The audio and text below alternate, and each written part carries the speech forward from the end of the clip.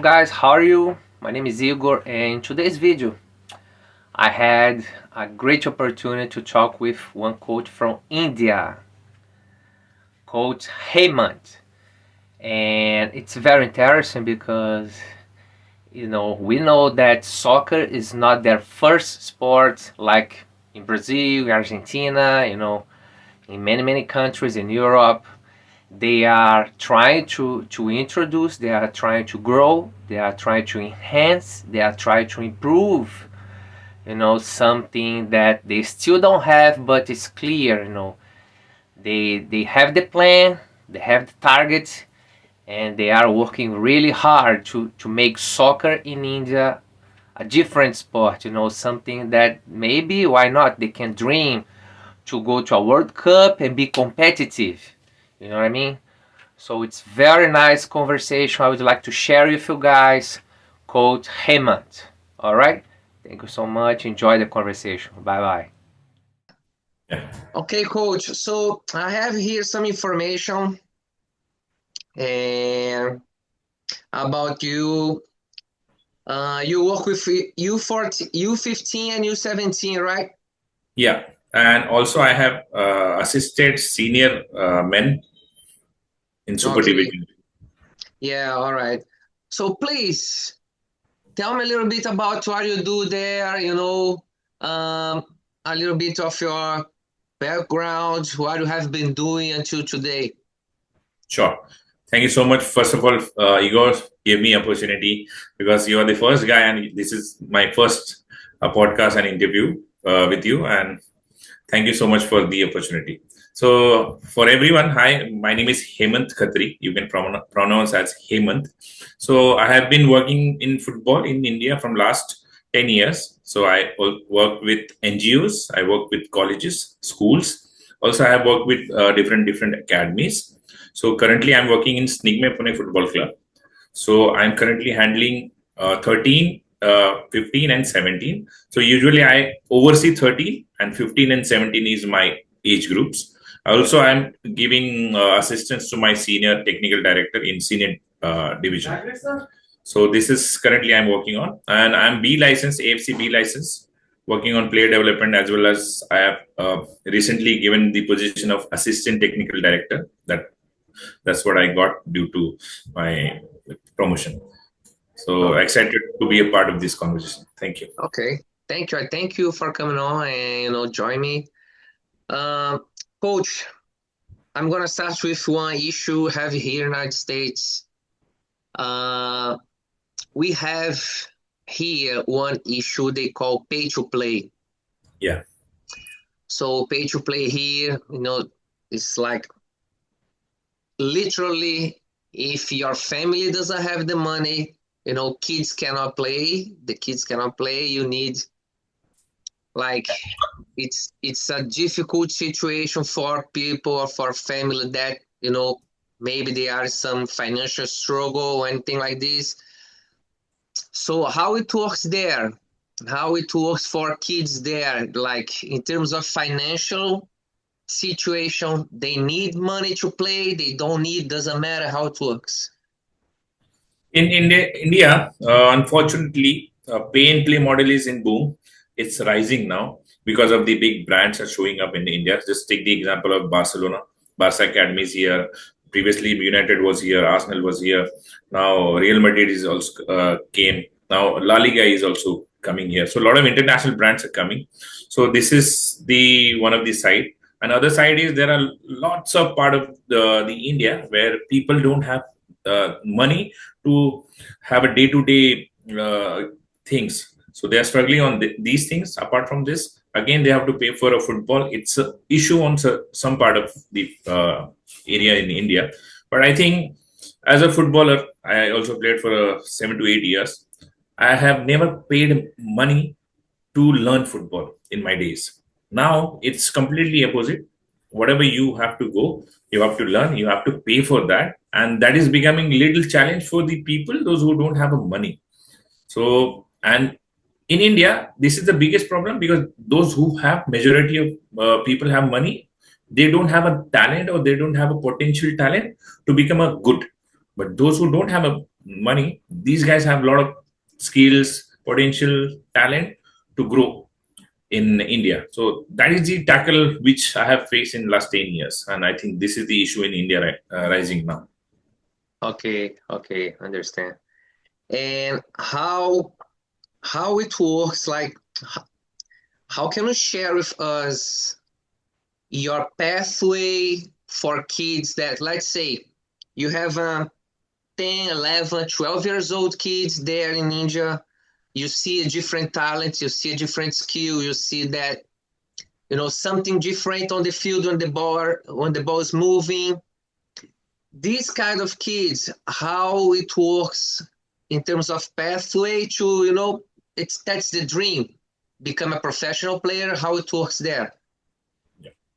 So pathway here in India is, it's like you have academy. Okay, there are local academies. Above there, you have accredited academies from AIFF, All India Football Federation. Then again, you have little big giants who are currently working in I leagues. Then again, you have ISL teams. So it's like this. But in below, there are local academies who produce the players in grassroots levels, and some of the local teams, those who are aspiring to be good club, they have accreditation from AIFF. So these guys scout from locals, then accreditation guys play in youth leagues. It is national league, which happens in states, all state youth leagues, age group 13, 15, 17. So these age groups are only accredited and allowed to play youth league. And below that, there is a baby league happens in India, and that is happening in mass level all over India. So if you are an organization, you can conduct n number of baby leagues in a year. So it happens in India as well. But youth league is competitive league, 13, 15, and 17. So this league played by ISL, I League, and local clubs. Those were accredited. So these three kind of categories comes together and play youth league. After this, then we have under 18/under 20. So sometimes it's under 18, sometimes under 20. So this is the development league happens for players, those who become after 70, those who become little adults. So this is for them. And up above this, there is then club level tournaments. In club level, there is third division, second division, first division, and super division. And above super, there is elite division. This is happening in state. Okay. After this elite, there will be one tournament called State League. All the state top teams, those who came first or runner-up, comes together and play matches like Champions League. And whoever wins that league will be announced as a I League third division entry. Then I League third division, I League second division, then I League first division. Then above I League, there is ISL. As simple. So this is the pathway as of now for a player. But to be very honest, it's too competitive, and a lot of things are there for a player to tackle. Because as we discussed, paying and non-paying players, these two categories are there. And most of the players, talented players, are in non-paying category, but they struggle to be in that pathway due to some finances, due to some challenges in ground level. This is the story as of now. Okay, I got you. Okay, thank you, coach. And talking to you about soccer, I have to talk to you about women's soccer, especially here.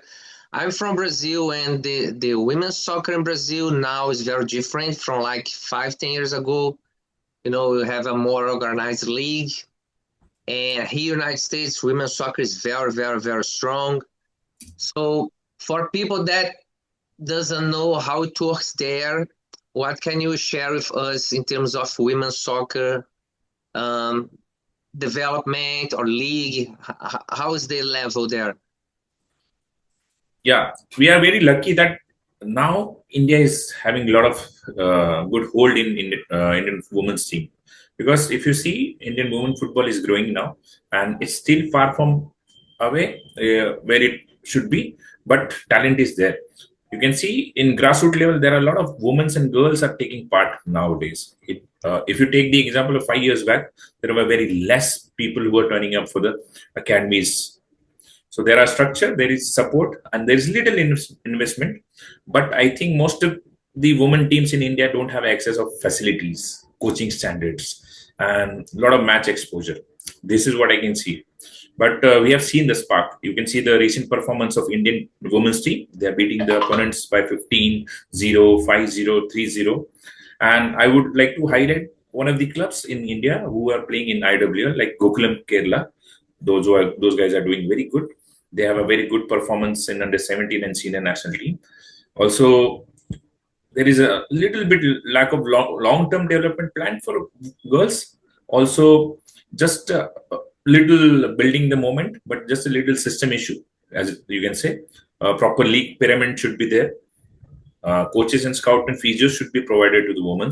This is the issue I can see, and more visibility and little media sponsors and schools should be reach out so that football can be more in India. But as of now, women football is going up. Okay, I got you. Do you have, or do you guys in India, do you promote soccer through the schools or only, schools? I mean, not soccer school, I mean the regular schools, or no, it's different? It's the system is there in school. In every year, there is few competition happens in school. Nowadays, what happens? Those who are accredited academies, they have a players who are in certain area schools. These guys go and perform in school level tournaments. So that's why now interest is there. But again, it's a government body. There will be some plus and some minuses. So conducting these tournaments nicely throughout the year, this is the issue as of now. But I think promotion for football in school not happening that much, but it's still in the process as of now. Okay, I got you. Yeah, why am I asking this? Because like in Brazil, in South America in general, we have a very strong style or concept or way to learn soccer, especially for kids under 10, under 11. We call futsal, right? And in Brazil, all schools, you play futsal. And doesn't matter if you play academy outside, if you play a club outside, you play futsal in the school. So anyway, you're gonna learn something because you have futsal in schools, especially for kids under 10, 11, 12, something like this. So what's your opinion, or how do you see this kind of tool that, futsal is a kind of tool to teach young kids the grassroots for soccer? How do you see that? I love your point of view, because since you mentioned futsal is the street game, right? Yeah. So previously in India also used to happen a lot of street games. From that, we used to get players from Indian national teams and in the local clubs. But nowadays, the street football is gone. There is not any more word or spark in street football anymore now. But everything is now commercialized in India now. In futsal also there is commercialization. Now we have a futsal league also. Nationally it happens. But whatever you're saying, the beauty of sport, having no rules, playing with anyone and playing anytime, anywhere, that is something missing in India nowadays. Because a lot of people, a lot of young players or those young students are now becoming little addict on some lot of phone side, a lot of distraction is there. So that is the point. Because of that, we are not getting a lot of street players. But yeah, some of the part of the India, like Kerala, there's a lot of street football happens. Kolkata, there's a lot of street football happens. So there are some part of the India where street football happens. Oh, okay, all right, that's nice. Yeah. So in your club right now, it's how do you see, or how do you imagine your youth development and your way to help kids that want to become pro? And how do you do? Because, let's say you have 100 kids. You don't have 100 kids with a very huge talent, right? You have maybe 10%, maybe 15, maybe 20% to see something different. But you have a huge part of your kids that they don't have the talent. They have a talent for another thing, but not for soccer. So how do you do there as an educator? Because you have to take care of the very good ones, but you also cannot exclude the other ones. Yeah. How do you work with that in your club? Yes, that's a very good question, because that's what we believe, that every player will not be a Messi, will Yeah. not be a Sunil Chetri. At the end, he needs to be a good human being. That is the first thing we introduce in football. Second, whatever he is learning, that learning should be helping him in his life. For example, if he's playing with us, if he don't know how to deal with the win and loss, it means he has not learned anything, right? So this is the another part of the learning we inculcate in players, life skills we teach them. Also, as you already mentioned, that what we do about those players, those who are not becoming a good player, although not those who are not leveling up or not going for a pro, these kind of players, we reanalyze what is the reason these guys are not becoming or not learning up to the mark. So, for example, there will be inconsistency in practice. There will be a lot of pressure from parents to study. There will be a lot of disinterest in playing football. These kind of things we analyze, and when we analyze, then we categorize those players and we design a session according to them. For example, we have a players, those who don't want to train football. So we design some fun session for these guys to get entertained, and simultaneously we teach them some life skills, also take care of their physical appearance. So these kind of things we inculcate. So our club is not old. Recently, we have set up this academy and we have gone professional. This is our second year, and I would like to mention one thing, that since we have set up this setup, we have seen a lot of growth in individual aspect. So previously we used to have a players, those who are having screen time of 12 to 11 hours in a week. Now it is reduced. It became 1 hour and 2 hour. That is we have seen. Second, we have seen a lot of players eating junk foods and a lot of players not having a good healthy life. Now we have seen changes in them, that reading the labels behind all the packaged foods. Now they are aware of what are good things for a body, what are bad things for a body. And this is happening. So we have two categories of players. One is journer, who want to just play and go, and one is those who become little professionals. So we call them elite batch. So these two criteria we have. So we simultaneously bifurcate, and throughout a year, every quarter we have a trial for general players who have a chance to become pro, and every quarter we have a test. We have a fitness regime. We have sessions with nutrition and psychology to get the insights of these players, whether these guys are developing or not. So this is, as of now, we are digging in, and the results are very good as of now. Okay, oh, very good. That's why we have a good retention of players. We have Yeah. I think from the day I have joined till now, 1,400 players so far joined the club. Out of those 1,400, 600 are average retained. So this is very good number. Yeah. Yeah. Okay. All right, coach. I have a question about, mental issues now. Let's say, like in Brazil, I know that we have a problem for teenagers. If you take a window like 14 to 17, 18, or 13 to 17. So this window, we have problems in Brazil because sometimes you have good players, but they leave the club and they choose a different life, bad people, bad behavior, bad environment. They choose a different life. It happens in South America, especially this age group. Here in the United States, sometimes I have been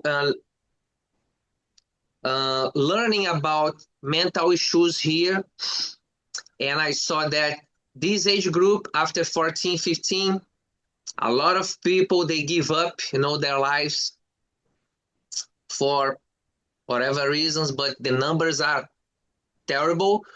Like here, the number, official data, after 15 years old, the number of people that quit, I don't want to say the word, but they quit to live, increase 1100%.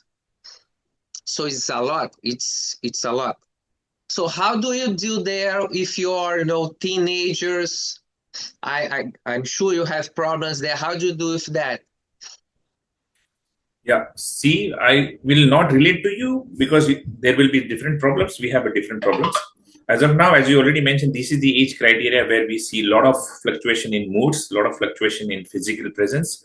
So in that process, we have seen a lot of players dropping the sports, dropping the studies, or being isolated in the group. So I have seen multiple reasons. Like one reason will be to perform. Second reason will be to show coach that I am very good, or to impress a coach or player or parent sometimes. And sometimes they don't balance the studies and academics and football together. This can be the reason. And also often we have seen these guys are a lot of these guys are showing off on their social medias to be a best version of themselves. So these kind of things we have observed. So for them, if we have seen these kind of traits, so we first of all we hear them. What is the issue? Because hearing them is one of the good things that we can do apart from directly being directive to them. So we heard them. Once we heard them, we got to know that multiple things are there. So we have a psychologist in our team. She's not on board with us on field, but we get the uh, what we say. We take the appointment and we book them for a players. And we have seen these things in the training as well. So, for example, if somebody is playing the same position and he's not in the playing 11, but he's in the bench, so he, instead of pushing himself to be in his level, he tried to uh, flitter around, or else something saying word to here and there.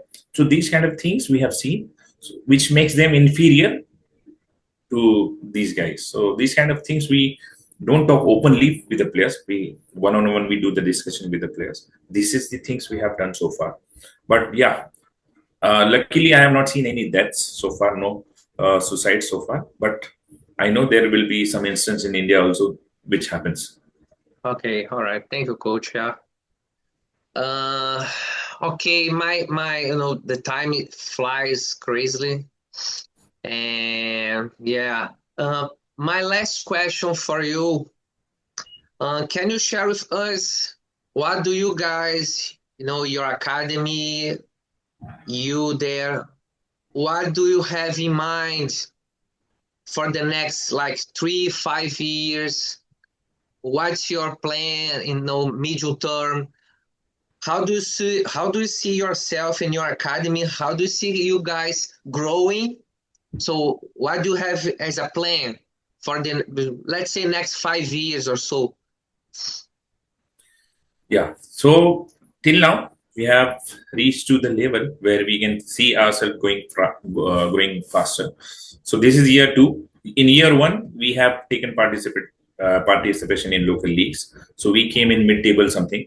Now this year we have a tabletop in under 50 and under 17 each category. 13 became the third of the table in all groups. So now this is the challenge for us to how we can take these guys to the next level. If we qualify for this season, we will be directly qualified for a state youth leagues. Then we have a preparation of state youth league. Since we are the one of the clubs in Pune who are doing the accreditation, so we have a direct entry on youth I league. So that is also one of the preparation happening in this year. Also, we are aspiring to be a I league team.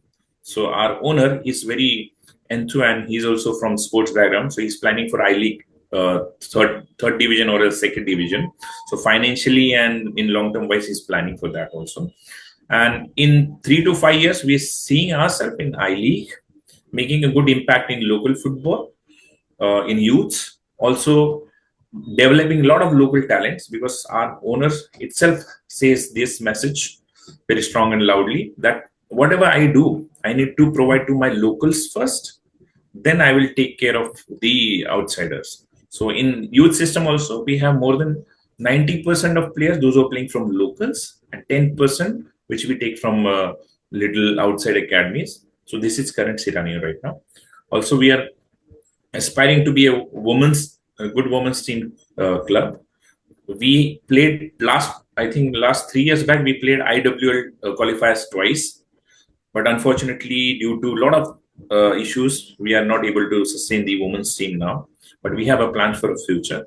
Currently, we are making a mark on youths. Our senior team is currently doing very well, because last year we played state. I think this season before we played state league, we came, I think, fifth from 10 teams. This is one of the achievement we have so far.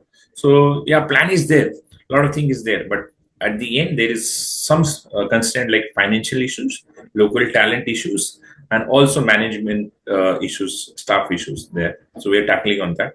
But yeah, in coming 5 years, we'll be able to achieve I League trip. That's what we have currently. That's nice. Yeah, that's Yeah. nice. Also, Okay. as a coach, I wanted to pursue my courses as well. So currently, I am B license, FA level 1. So I want to do FA level 2. I want to pursue AFC A license, and as well as our technical director, he is currently A license. He wanted to pursue pro license in coming years. So that is the plan. Yeah, education always right, coach. Always looking for education. Yeah, yeah. Same thing. That's the only way to get better. And Exactly. if you stop looking for education, in 2 or 3 years you are far behind Yeah. everybody. You know what I mean? Yeah. Football is changing, and more Yeah. data and more technology is getting into football. So Exactly. if we are not into touch, we'll be left behind. Exactly. Yeah. Okay, coach. Thank you so much. Right. So we are on our time here. Thank you. I appreciate your willingness, your kindness. Thank you for being so clear and explain everything with so many details. And I really enjoyed talking to you. Hopefully, we can talk again, in the near future about maybe different subject, maybe about our national team or anything like this. Thank you so much. I really appreciate. Yeah, thank you Okay. so much. My pleasure. And luckily, you are my first, but not the last one. So we'll definitely do more podcasts or interview with you. And I Okay. just wanted to put one question before we leave.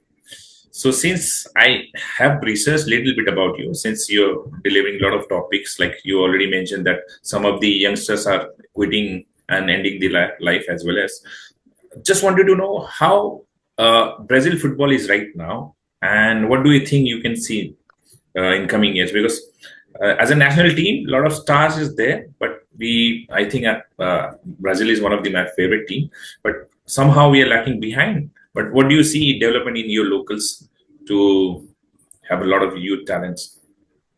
Yeah, what I see is I see a difference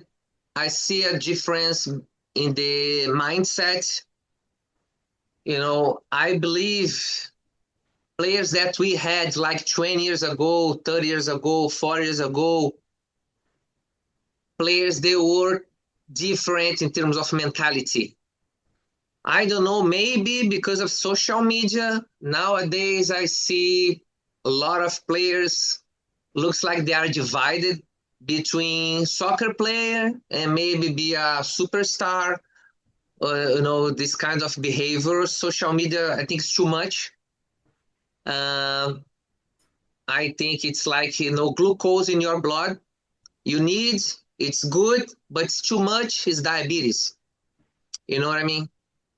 So I think in terms of mental maturation, mental behavior, or mental toughness, I think our players nowadays are a little bit different. And maybe I don't know, society has been changing, so that's what I believe. Yeah. Same story here. Yeah. A lot of youths are dragging into the lot of distractions and leaving football. Last year, Distractions, exactly. my key players, left the football because of studies or else a lot of distraction in life. So that is Exactly. true Yeah. reality. So we'll see, but I think sometimes it's too much, you know. Even kids, 16 years old, they already have a lot of things on. I online. I don't think it's a good idea, but let's see. It is what it is. Yeah. Yeah. Thank you All so right. much. Thank you, coach. Thank you. Thank you so much. And in future, if we get a time or else we get a chance to meet each other in real life. Sure. Sure. Yeah. Thank Thank you, you. coach. Bye bye bye bye. Bye bye. Take care.